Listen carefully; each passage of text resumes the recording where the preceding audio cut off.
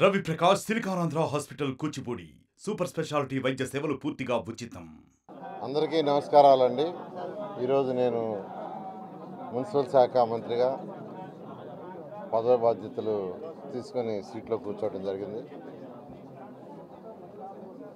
అయితే ఈ యొక్క మున్సిపల్ శాఖలో అతి ముఖ్యమైనది అమరావతి రాజధాని డెవలప్మెంటు, క్యాపిటల్ సిటీ. 217 చదరపు కిలోమీటర్లతో ఆ రోజు ఇక్కడ క్యాపిటల్ సిటీని డిజైన్ చేయడం జరిగింది. దానికి సంబంధించి 48,000 కోట్ల రూపాయలతో టెండర్లు పిలవటం, వర్క్ స్టార్ట్ చేయడం జరిగింది. దాదాపు 9,000 కోట్ల రూపాయలు పేమెంట్స్ కూడా అప్పుడు పే చేశాం.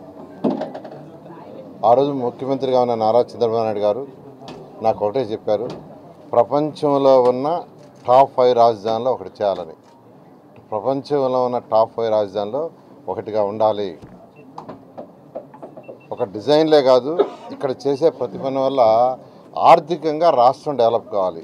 ఇక్కడ ఏ యాక్టివిటీ చేసినా దానివల్ల రాష్ట్రంలో ఉన్న పాత జిల్లాలు 13 జిల్లాల్లో ఆర్థికంగా పెరగాలి. బిల్డింగ్లే కాదు, అలా యాక్చువల్గా డిజైన్ చేసాం. దానికి సింగపూర్ గవర్నమెంట్ వాళ్ళ సపోర్ట్ తీసుకున్నాం. నార్మన్ ఫాస్టర్ అండ్ పార్ట్నర్స్ వాళ్ళకి డిజైన్ ఇచ్చి ఫైనల్గా వాళ్ళ దగ్గర డిజైన్ చేయించాం. తర్వాత రోడ్లు, డ్రైన్స్, డ్రింకింగ్ వాటరు, ఈ ప్రాజెక్టులన్నీ టెండర్లు ఇచ్చాం. అన్నీ ఆల్మోస్ట్ ఆల్. వాటిలో మెజారిటీ పార్ట్ కూడా కవర్ అయింది. అయితే అధికారుల కోసంగా హౌసెస్ షీర్వాల్ టెక్నాలజీలో దాదాపు 90% అయిపోయినాయి. మంత్రులకు కావచ్చు, సెక్రటరీలకు కావచ్చు, రకరకాల గ్రేడ్ అధికారులకు కావచ్చు చేసాం. అదేవిధంగా ఇవన్నీ చేయటానికి రైతులు, ఈరోజు నేను చెప్తున్నాను, రైతులు ఇక్కడ నా వెనకాల ఉన్నారు. 2015 జనవరి 1 ల్యాండ్ పూలింగ్ నోటిఫికేషన్ ఇస్తే 2015 ఫిబ్రవరి 28వ తేదీ అర్ధరాత్రికి 34,000 ఎకరాలని ఒక చిన్న లిటికేషన్లు కూడా లేకుండా రాజధాని కట్టడానికి రైతులు ఇచ్చారు. అది మా ముఖ్యమంత్రి గారి మీద నమ్మకంతో ఇక్కడ ఒక మంచి క్యాపిటల్ డెవలప్ చేస్తాం అనే ఉద్దేశం తెచ్చారు. రాష్ట్ర రాజధానికి ఇచ్చారు. అట్లాంటి రాష్ట్ర రాజధాని యాక్చువల్గా గత ప్రభుత్వం పూర్తిగా నిర్విరామం చేసి 3 రాజధానులు అంటూ మూడు ముక్కలాట ఆడి పూర్తిగా నాశనం చేశారు. రైతులకు ఇవ్వాల్సిన కౌలు గీవులు కూడా సరిగా ఇవ్వక వాళ్ళని నానా ఇబ్బందులు పెట్టారు. ఏదేమైనప్పటికీ ప్రజలు ఈ అరాచక పాలన చూసి విసిగిపోయి ఈరోజు ఎన్డీఏ కూటమికి 164 సీట్లు ఇచ్చారు.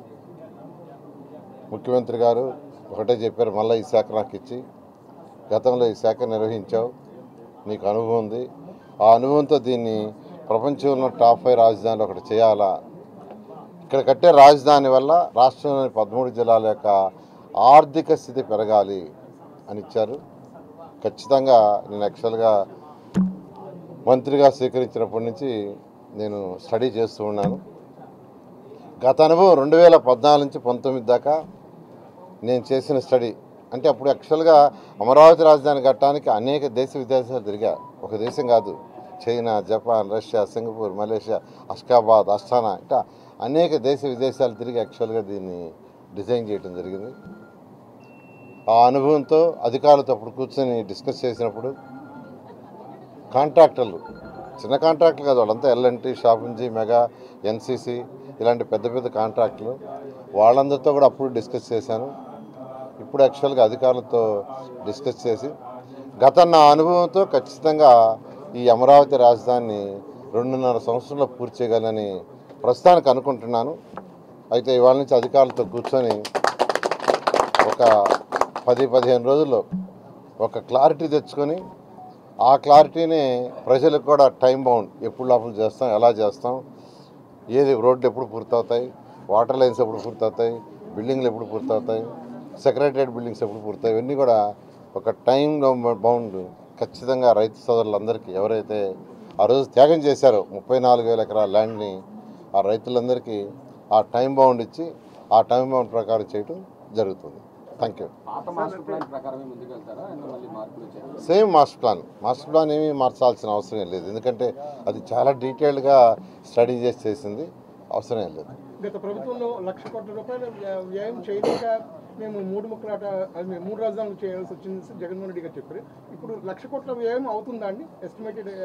అంటే అక్కడ ఫేజ్ 1 ఫేజ్ 2 అండి. ఫేజ్ 1లో అది 48,000 కోట్ల రూపాయలు.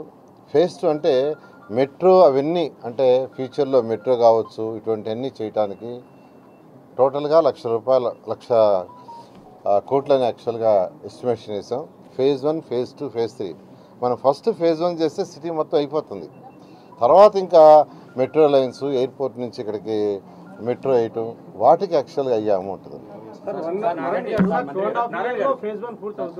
2.5 yearsలో ఫేజ్ 1 అవుతుందని గతం నేను చేసిన వర్క్, నా అనుభవాన్ని బట్టి యాక్చువల్గా అసెస్మెంట్కి వచ్చాను. అయితే అధికారులతో కూర్చొని కన్ఫర్మ్ చేస్తాం.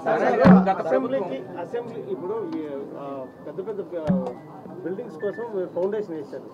ఇప్పుడు ఆ స్టీల్ అవన్నీ తుప్పు పట్టిపోయినాయి, దాని పరిస్థితి అంతా ఇబ్బందికరంగా ఉంది. చాలా కాస్ట్ మళ్ళీ పెరిగేస్తుంది కదా, మరి ఎట్లా చేస్తున్నారు? అందుకేనండి అధికారులతో కూర్చొని టెక్నికల్గా ఎటువంటి ఇబ్బంది లేకుండా, టెక్నికల్గా అంటే it is a technical issue. Technical ఇష్యూస్ని అధికారులతో సిఈలు, ఎస్సీలు, డిఈలు వాళ్ళతో కూర్చోవాలా, వాళ్ళతో డిస్కస్ చేయాలా, దాని ప్రకారం ముందుకు పోతాం. ప్రభుత్వం అనేక కేసుల్లో వేయడం జరిగింది కోర్టులో, రైతుల తరఫున కానీ ప్రభుత్వం తరఫున కానీ. ఇవన్నీ కోర్టులో ఉన్నాయి. వీటన్నిటిని ప్రభుత్వం తరఫున వెకేట్ చేస్తారు.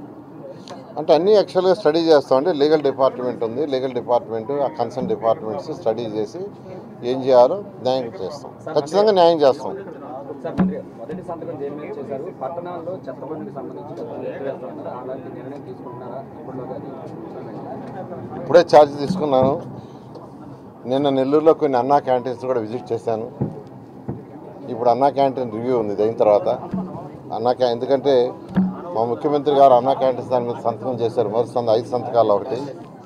అందువల్ల ఇమీడియట్గా దాన్ని స్టార్ట్ చేయాలనే ఉద్దేశంతో అధికారులకి ఆదేశించాను. వాళ్ళని రమ్మన్న రివ్యూ చేస్తున్నాను. రివ్యూ చేసి డెసిషన్ తీసుకొని దాని మీద ముఖ్యమంత్రి గారికి మళ్ళీ ఒక మాట చెప్పి ఇమీడియట్గా దాని డేట్ ఫిక్స్ చేస్తాం.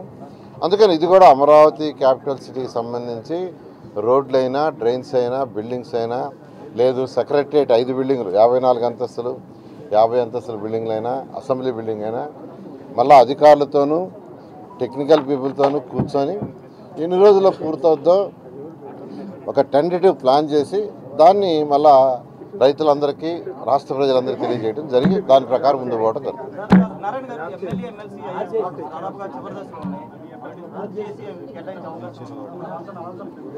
ఇప్పుడు మినిస్టర్స్ క్వార్టర్స్, ఎమ్మెల్యే, ఎమ్మెల్సీ దాదాపు అయిపోయినాయి. అయితే అక్కడ ఏంటంటే మెయిన్ ఏంటంటే ఇన్ఫ్రాస్ట్రక్చర్, రోడ్లు, డ్రైన్స్, డ్రింకింగ్ వాటరు, తర్వాత వేస్ట్ ఎనర్జీ అంటే వేస్ట్ క్లీనింగ్, వీటికి సంబంధించిన సిస్టమ్ అంతా చేయాలి. డ్రైనేజ్ సిస్టమ్ అంటే సివరేజ్ సిస్టమ్, దానికి ఎంత టైం పడుతుందో అధికారులతో కూర్చొని డిస్కస్ చేసి దాని ప్రకారం యాక్చువల్గా ముందే ప్రజలకు వివరిస్తాం. ప్రతిదీ ట్రాన్స్పరెంట్గా ఒక టెంటేటివ్ డేట్ పెట్టుకొని ఆ టెంట్ డేట్ ప్రకారం ముందుకు పోతుంది.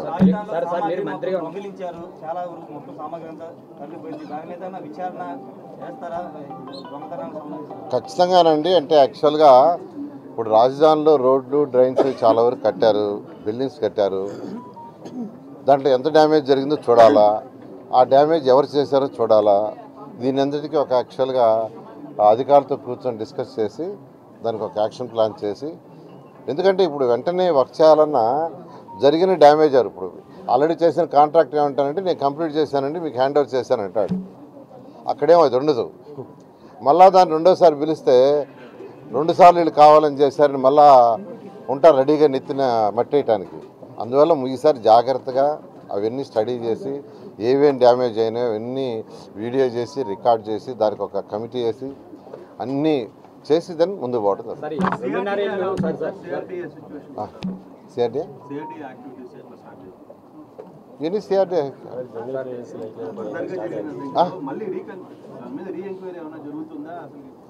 అని స్టడీ చేస్తే వాళ్ళే ఛార్జ్ తీసుకుంటున్నారు కదా, ఇవే టైం. చాలా సార్లు కౌలు కోసం కోర్టులకు వెళ్ళడం జరుగుతుంది. వాళ్ళ కౌలు ఎప్పుడు ఇస్తారు అదొకటి.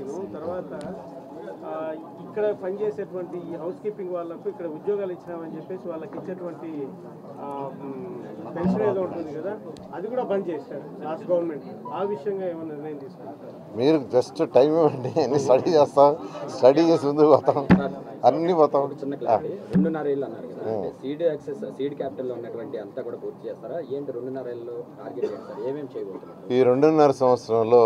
అంటే ఈ గత అనుభవం అంటే 2014-19 దాకా నేను చేసిన అనుభవాన్ని బట్టి దాన్ని బట్టి యాక్చువల్గా ఒక estimation, it is rough estimation.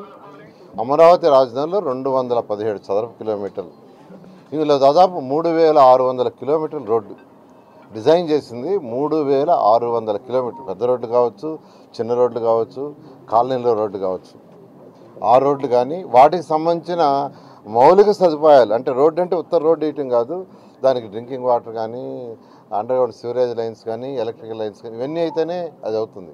అవి కానీ, అధికారులు కట్టే బిల్డింగ్స్ కానీ, లేదు సెక్రటరియట్ కోసం కట్టబోయే 5 బిల్డింగ్స్ కానీ, అసెంబ్లీ, ఇవి మెయిన్.